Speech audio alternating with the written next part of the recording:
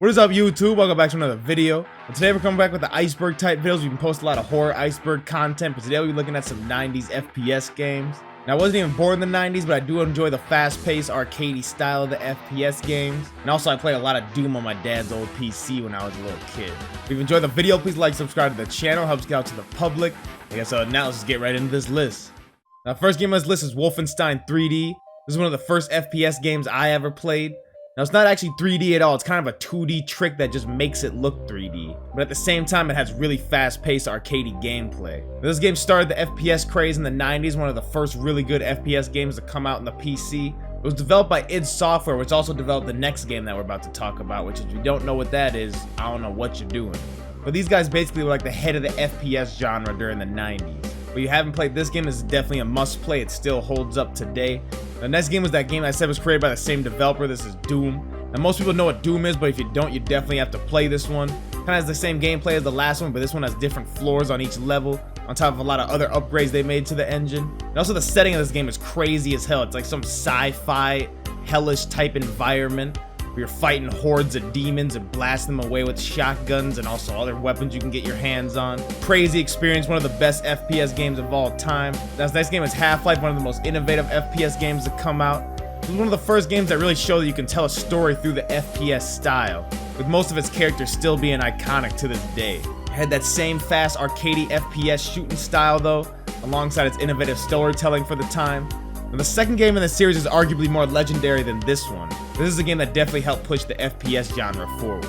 The next one is Quake. This is one of the first FPS games to be fully 3D. This was also developed by id Software, the same people that made Doom. This one has a more dark and gloomy style to it, almost like a gothic type style. It still holds that arcadey style that I love. This game is mostly just known for its innovative 3D technology for the time. Like I said, id Software was kind of at the very top when it came to FPS games in the 90s. They were doing the most innovation out of any company until Valve stepped in. But if you haven't checked this one out, you definitely have to. This next game is Duke Nukem 3D. This was made on the engine that ran Doom.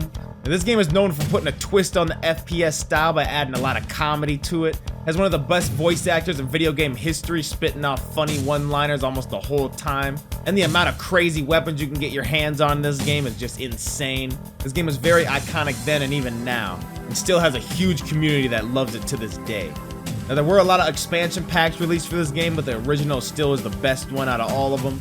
There's recently a 20th anniversary edition that you can buy that adds some modern improvements to it, so you should definitely check this one out. This next game is Torque Dinosaur Hunter. This was a dinosaur FPS game, which you didn't see too much back then or even now. Released for the Nintendo 64 in 1997, it's actually based off of a comic book series. This game has some really good gameplay. The dinosaurs are quick as hell and used to scare the hell out of me. It has that nice arcadey 90s feel to it. And also, I think a remastered version was released a couple years back if you want to check that one out. There's almost no excuse not to play this game.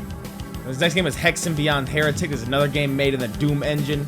This one adds a real gothic and horror twist to it, and also some crazy magic weapons that you can get your hands on in this one. I really enjoyed the monster designs. They're all crazy as hell and looking ghoulish. There were a lot of games back then made in the Doom engine, but somehow most of them always threw in some creative twist that made it seem different. So if you're a big fan of the Doom type games, you definitely have to check this one out. This next game is Unreal Tournament. This one was released right at the end of the 90s. This one was more multiplayer focused. This was right when the craze started for arena shooters, and Unreal Tournament was one of the top players in that game. It was actually developed by Epic Games, which is a huge company nowadays. I'm pretty sure everyone knows them. And the engine created for this game was used in a lot of other games in the early 2000s. The next game is Medal of Honor. This is a World War II PlayStation exclusive that started off a great game series. This game was actually really good for the time. It was one of the best FPS games on the PlayStation at that time, and was released right at the start of the World War II FPS craze. Now, sadly, this game series did end up losing to a competitor that I think we all know the name of, but the games are still quality and still worth checking out. This next game is System Shock 2. It's a role-playing survival horror FPS game. Now, while it's not too focused on action, the story and the horror in this game definitely make up for it. The main enemy is pretty iconic even to this day, and you can still have a good playthrough of this game even in 2021. This is another game that really showed that you could have really good storytelling through FPS games. But if you haven't checked this one out, you definitely have to. The next one is GoldenEye 007. This is one of the best games released for the Nintendo 64. This one did have a campaign that was really good for the time, but it's mostly known for its split-screen multiplayer, which was crazy and action-packed. This game has a huge cult following even now to this day. where in recent years people have started speedrunning it and getting crazy low times on it. But definitely was a great release for the Nintendo 64, one of the few movie titles that is actually a good game. The next game is Shadow Warrior. This is another game developed on the Doom engine, but it throws a comedy samurai type style to it. Much like the Duke Nukem 3D game, it did a really good job of mixing comedy and the action-packed FPS craziness. And this game still has a pretty good community even to this day. It's one you can actually download for free on iOS, so it's really accessible to play even today. Now, this next game is called Blood. It was also made on the Doom engine. This one threw a real culty type horror vibe to it with a lot of demons in it and crazy cult people wielding like Thompsons. I actually recently played this one on stream and had a lot of fun with it. The only problem I really had with it is sometimes I got lost on the levels and had no idea where to go. So again, if you enjoy the Doom type FPS games, this is another one you gotta check out. This next one is Star Wars Dark Forces, a game that went way under the radar for whatever reason. Now, an old school Star Wars FPS already just sounds crazy as hell to me. And while this one looks like it was made in the Doom engine, it actually was made on a completely different one. It was developed and published by LucasArts, which was a great game studio back in the day. I really just like going through the Star Wars environment in this one and blasting away stormtroopers. So if you enjoy Star Wars and FPS games, this is definitely a must check out for you. Now, this next game is Blake Stone, Aliens of Gold. It's actually a pretty mediocre FPS that was made on the Wolfenstein 3D engine. But I kind of like the wackiness of it, and also the cringy ass looking cover art. Now, while it does have some good environments and has that arcadey FPS style, there's something that just holds it back from me praising it completely. I definitely say you'd really have to be a fan of the FPS games from the time period to like this one. The next game is Redneck Rampage. This is another comedy FPS game made on the Doom engine. There's something about these comedy FPS games in the 90s just had a really good goofy style to them. It was crazy how they could still retain that arcadey fast-paced action while still making you laugh. This one is an FPS about, you guessed what, rednecks. The enemies are mostly just stereotypes that revolve around that. But there's definitely a lot of fun to have in this one. The voice actors sound goofy as hell. And there's more games in the series if you enjoy the first one. Now, this game is called Marathon, which is a pretty unknown FPS game, but it was probably because it was only made for the Mac. But I'd say it holds up pretty good to all the other PC counterparts. It plays a lot like Doom, has a lot of crazy enemies, but it also has a story to it. There's a lot of games in this series that actually all went to iOS too, so you can play them on your phone. I think they're for free. But it keeps that 90s FPS arcadey style with a crazy sci-fi environment. So if you're a fan of that, you'll definitely love this one. This game was actually developed and published by Bungie, which is the same people that made Halo. So this is kind of the precursor to Halo, I guess, if you can call it that. Now, the next game is Chasm the Riff. This is a crazy 3D FPS from the 90s. It actually fell pretty under the radar at the time, which is crazy because the monster designs of this game are something out of this world. And while it was kind of a Quake clone, it definitely made sure that it was a good Quake clone. So if you enjoy that dark and gritty Quake gameplay and style, you'll definitely love this one, I can tell you that. This next game is called Mortal Coil Adrenaline Intelligence. This is a game that tried a lot of new things, but it actually ended up not really working out in the end. Well, there are some good parts in this game. Most of it is actually pretty mediocre to bad. I think the UI is just a little bit too jumbled, and also the shooting is a little weird in this one. If you enjoy weird and obscure FPS 90s games, you'll definitely like this one, but I kind of had mixed feelings about it overall. This next game is called Skynet. It's a Terminator FPS game released in 1996. It's actually developed by Bethesda Softworks, and the lead designer was, you guessed it, Todd Howard. Now, this game might have been fun for the time, but I can say right now it probably hasn't aged that well. The gameplay is a little sluggish nowadays, but it definitely did try some new things, and it was a fully 3D FPS in 1996, which you didn't see too much. The textures really just don't hold up nowadays. It just looks really bland. But for people that bought this game at the time, I'm pretty sure they might enjoy it back then. This next game is called Strife. It's another game developed on the Doom engine, but it actually threw in some role-playing elements. This is a more medieval style game with magic and crossbows and other things like that. It flew way under the radar, but in recent years it actually gained some traction. People, I guess, just rediscovered it. You can actually buy it on Steam right now, so it's pretty accessible. You don't have to download it from some shady website. But it definitely has a huge story and role-playing focus, but still retains that arcadey FPS style somehow. So if you want to check out a really unique Doom engine game, this is definitely the one for you. Now, this next game is called Isle of the Dead. This is a really horrible FPS game from 1993. Now, it did gain some traction when LGR reviewed it just because of its memeable quality. But actually playing through it is a whole different scenario. It's really sluggish. There's no saving. While the cutscenes are really funny, we can all agree they're horrible. But it is one of those games that you can get enjoyment just out of it being so bad, which I guess is some kind of a good quality. This next game is SWAT 3 Close Quarters Battle. While this one does have a lot of problems to it, there definitely is a lot of good parts to it too.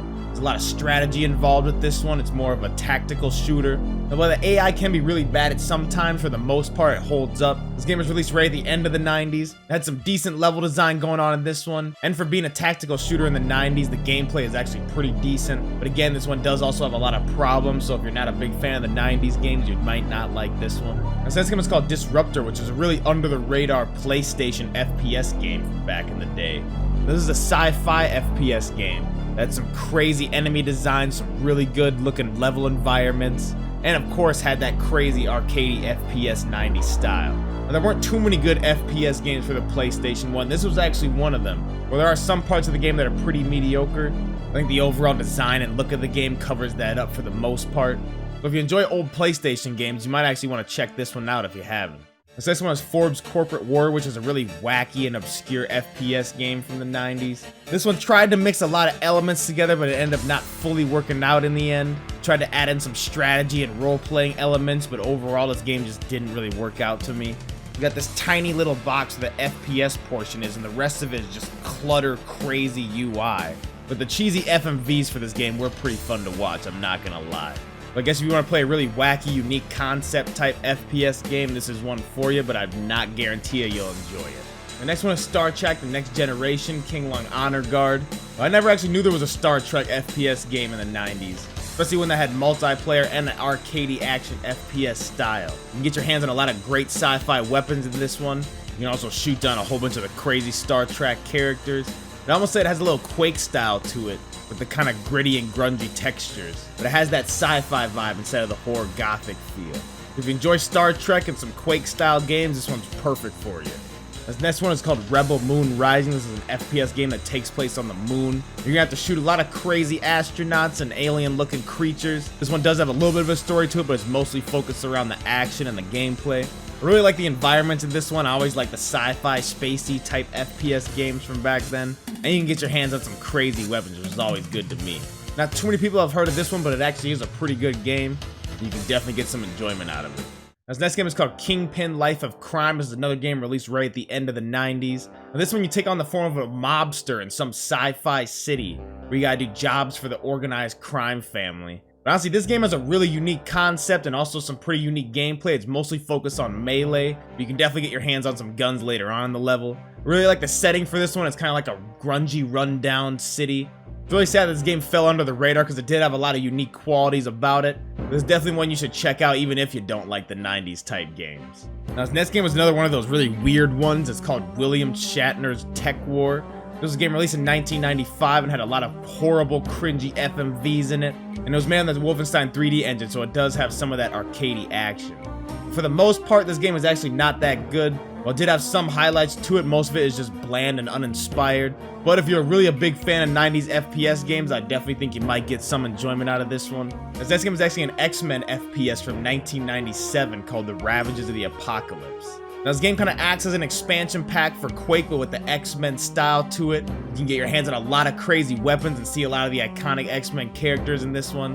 Now, I had no idea there was a Quake 90s FPS X-Men game.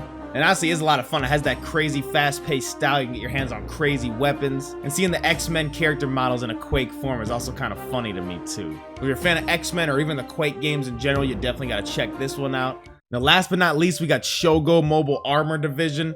This is one of the most underrated FPS games from the 90s. It had a really good sci-fi environment to it. You can also play as some crazy big mechs in a couple levels, which sections are actually really unique for the time and even now. It tried a lot of different things and actually succeeded on them, but for some reason still went under the radar. While the regular FPS parts are really good, I think the best parts are those big ass mech sections, while you're shooting at these other mechs with big weapons, which is honestly not something I thought I'd see in an FPS game from the 90s. The environments are really varied too, it doesn't get too boring or redundant. If you enjoy FPS games in general, I think you need to check this one out. It was released in 1998, but you can still have a good playthrough in 2021. That was the 90s FPS Iceberg. Again, I know I probably missed out on a lot of games, but I added most of the ones that I enjoyed, and even the bad and obscure goofy ones. The 90s actually did have a lot of great FPS games. There was a lot of experimentation going on back then, which sometimes worked out really good, but also sometimes made horrible games. But I think for the most part, the 90s catalog of FPS games is crazy as hell. If If you've enjoyed the list, please like, subscribe to the channel. I'm trying to hit 5K by the end of the year. Hope you guys are enjoying the Iceberg content. I've been enjoying making these types of videos. Comment down below what the next one should be. Like I said, other than that, I'll just see you in the next one. Peace.